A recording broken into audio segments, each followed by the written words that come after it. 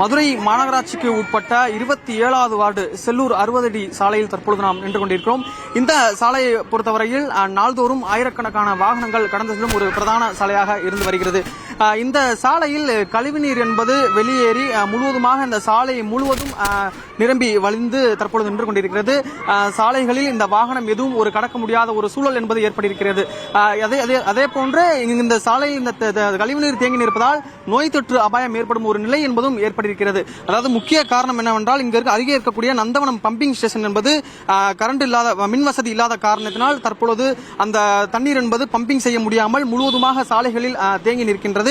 Pumping செய்வதற்கு generator வசதி இருந்தும் அந்த மின் மோட்டார் என்பது பழுதடைந்துள்ளதால் அந்த பம்பிங் ஸ்டேஷன் தற்பொழுது செயல்படாமல் நிறுத்தி வைக்கப்பட்டிருக்கிறது. இதனால் இந்த சாலை முழுவதிலும் ஒரு 50 அடி மீட்டர் நீளமுக்கு தண்ணீர் என்பது தேங்கி நிற்கிறது. பொதுமக்கள் இந்த சாலையை கடக்க முடியாமல் மெதுவாக இந்த வாகனங்கள் ஊர்த்து செல்லும் ஒரு காட்சிகளை நம்மால் பார்க்க முடிகிறது. இது தொடர்பாக இருக்கக்கூடிய மக்களிடம் கேட்கலாம். அக்கா, உங்களுக்கு என்ன பிரச்சனை? எத்தனை நாள் அந்த பிரச்சனை?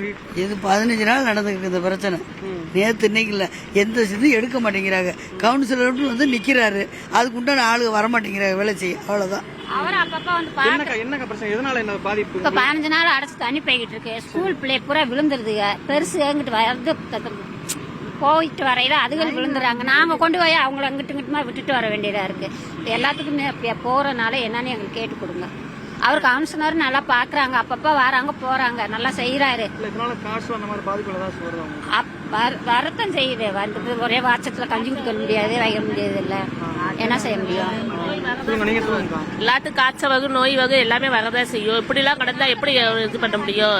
கவுன்சிலர் வராங்க, அதெல்லாம் நல்லா பார்க்கதான் செய்யறாங்க. இந்த வட்டம் வந்த புகார் இன்னும் எதுவுமே நாங்க கொடுக்கல. இப்ப ரோட்டு மேல வரனால ஒன்னும் செய்ய முடியல. இப்ப இது தெருவுக்குள்ள வந்துருந்துச்சுன்னா இன்னைக்கு எல்லாத்தையும் இது பண்ணிருக்கோம். ரோட்டுக்கு மேல வந்தனால யாரும் எதுவுமே சொல்ல முடியாது. வரவங்களுக்கு போறவங்களுக்கு பெரிய கஷ்டமா இருக்குது. பாவம் சின்ன பிள்ளைகள்லாம் போதுன்னா விழுந்து இருந்துச்சுதான் வருதுங்க. சாக்கடை விழுந்துருந்துச்சா நோய் தானே வரும். பள்ளி குழந்தைகள் அடிக்கடி இந்த சாலையின் வழியாக தான் கடந்து செல்கிறார்கள். அவர்களுக்கு இந்த பள்ளத்தில் விழும் அபாயம் என்பது ஏற்பட்டிருப்பதாக பொதுமக்கள் தெரிவித்திருக்கிறார்கள். இது தொடர்பாக அங்க இருக்கக்கூடிய மாமன்ற உறுப்பினர் மாயத்தேவன் நம்முடன் இருக்கிறார். அவரிடம் கேட்கலாம். ஆனா உங்களுக்கு என்ன பிரச்சனை? நீங்க மாமன்றத்தில் கோரிக்கை வச்சீங்களா இல்லையா? அது 60 அடியோடு ரொம்ப மோசமாக இருக்கு, குண்டு குழியமா இருக்கு. ரொம்ப நாளா நாங்கள் மாமன்றத்தில் மேயர்கிட்ட கோரிக்கை வச்சோம். நேற்று கூட வந்தாங்க மேயர் ஏரியாவுக்கு. இந்த கோரிக்கை வச்சோம். எந்த நடவடிக்கையுமே அதுக்கான வேலை நடக்கிறமே இல்லை. அதிகாரிகிட்ட சொல்றாங்க, அதிகாரி அதுக்கான நடவடிக்கை எடுக்க மாட்டாங்க. ரெண்டாவது, இந்த பாதாள சாக்கடை பிரச்சனை, பம்பிங் ஸ்டேஷன் தான் ப்ராப்ளமே. பம்பிங் ஸ்டேஷனில் உள்ள மோட்டர்கள் பழுதடைஞ்சு கிடக்கு. ஜென்ரேட்டர் யூஸ் பண்ண மாட்டாங்க. அடிக்கடி ப்ராப்ளம் வர காரணமே பம்பிங் ஸ்டேஷனு 10 நிமிஷம் கூட நிற்காம அதை இயக்கணும் தான் பம்பிங் ஸ்டேஷனுடைய அமைப்பு. அது கரண்ட் இல்லாத நேரத்தில் ஜென்ரேட்டர் யூஸ் பண்ண யூஸ் பண்ண மாட்டாங்க. கேட்டா 100 HP மோட்டர் இருக்கு, அது ரிப்பேர் ஆயிருச்சு, 2 மோட்டருக்கு ரிப்பேர் ஆயிடுச்சு சொல்லி அந்த சொல்றாரு, சூப்பரண்ட் சொல்றாரு. ஜென்ரேட்டர் 270 HP மோட்டர் இருக்கு, அதுல இயக்க முடியாதுன்னு சொல்றாங்க. ஆனா இப்படி டெய்லி மனிதனுடைய கழிவு போயிட்டு இருக்கு ரோட்ல. மக்கள் பள்ளிக்கூடத்து பிள்ளைய இதுல தான் கடந்து போறாங்க. பல தடவை நானும் சொல்லி பார்த்துட்டு அதிகாரிகிட்ட, எந்த ஒரு அதிகாரி அதுக்கான காது கொடுத்து கேட்க மாட்டாங்க.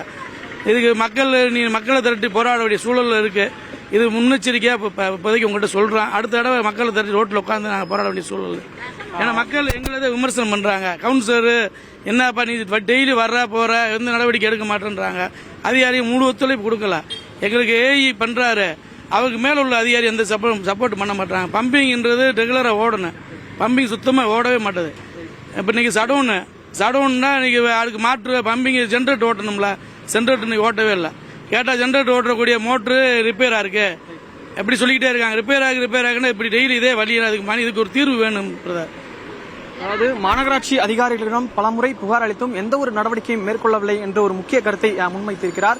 இந்த சாலையை உடனடியாக சீரமைத்து தர வேண்டும், இந்த கழிவுநீர் வெளியேறுவதை தடுக்க மாநகராட்சி அதிகாரிகள் நடவடிக்கை மேற்கொள்ள வேண்டும். இல்லை என்றால் அடுத்த முறை மக்களை திரட்டி ஒரு பெருமளவில் ஒரு போராட்டம் நடத்துவதற்கு தவிர வேறு வழி இல்லை என்று இங்கு இருக்கக்கூடிய பொதுமக்கள் தெரிவித்திருக்கிறார்கள். ஒளிப்பதிவாளர் நியூஸ் 18 செய்திகளுக்காக ஒளிப்பதிவாளர் பிரபாகரனுடன் செய்தியாளர் ஹரிகிருஷ்ணன், மதுரை.